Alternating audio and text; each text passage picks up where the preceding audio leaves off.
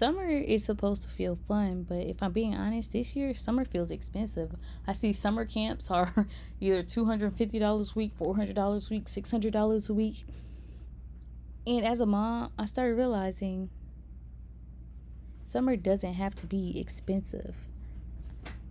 A lot of us put pressure on ourselves, even myself, to create this magical summer for my kids while also trying to protect my peace, my mental health, and our finances.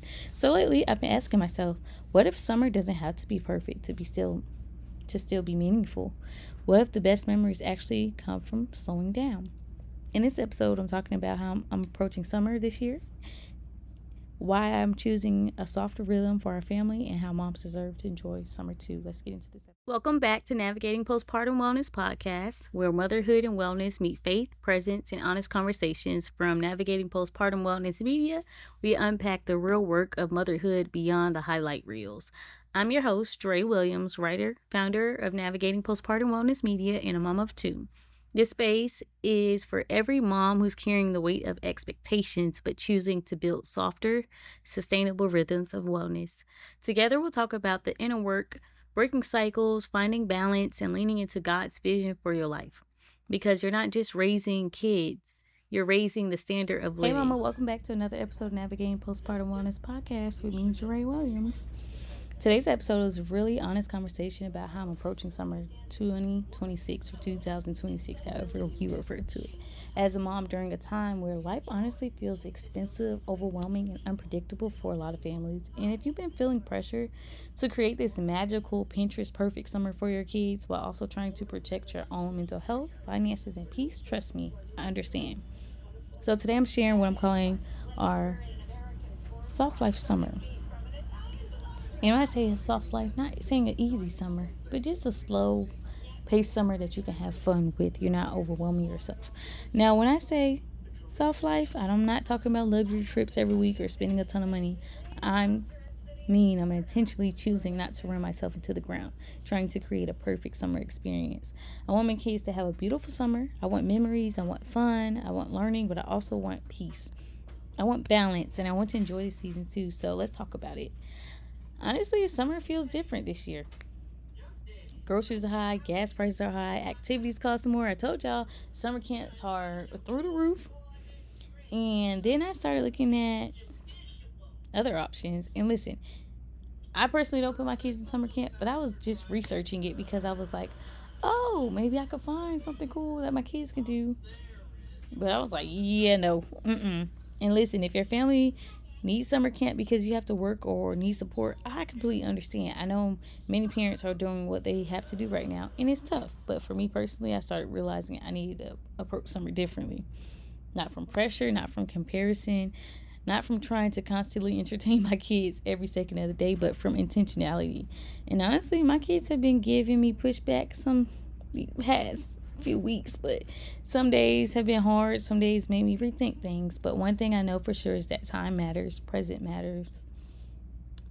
The little memories matter, and childhood does not always need expensive experiences to still feel meaningful. So what I decided to do was create a really gentle summer rhythm for us. Nothing rigid, nothing overwhelming, just a loose structure to help us enjoy the season. My goal each week is to make sure that we spend some time reading, writing, and doing some math. And if you haven't heard about Epic, that's another resource for you to have your little ones reading during the summer. But we also have one big adventure day, 2 easy outings, 1 nature day, 1 chill indoor day, and 1 flexible family weekend day. And when I have a chill indoor day, we'll probably still go maybe outside in the backyard or go to the gym or something, but it's not going to be anything major, right? And the best part is the big adventure day does not always mean spending money. Sometimes it's exploring a new playground.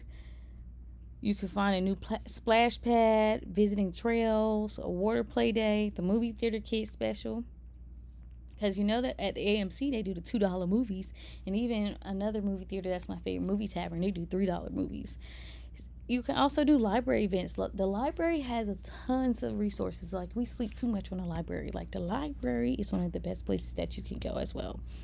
Or simply exploring somewhere new together. Because back to the library. They'll be having some passes that you can do some stuff. You just got to go in there and see which ones they have. But kids remember how they felt, your presence, laughing together, feeling connected, not necessarily how much money was spent. And yes, you may want to take a trip during the summer. If that's what's in your budget, go ahead. Like, I know we might take a trip. I'm not 100% because I don't want to overwhelm myself with logistics. But we'll see. I'll keep y'all posted. But one thing I also want to continue this summer is to keep learning fun and natural, not overly strict, not turning summer into a full-time school, but still keeping their minds active. Which is like one tool I mentioned just now, is the Epic. What I love about it is that if I'm cooking, working on something, or just needing a moment, my kid can still independently explore books, have stories read aloud to them, or practice reading on their own. It gives them independence while still encouraging literacy and learning. And honestly, I think summer learning can look simple.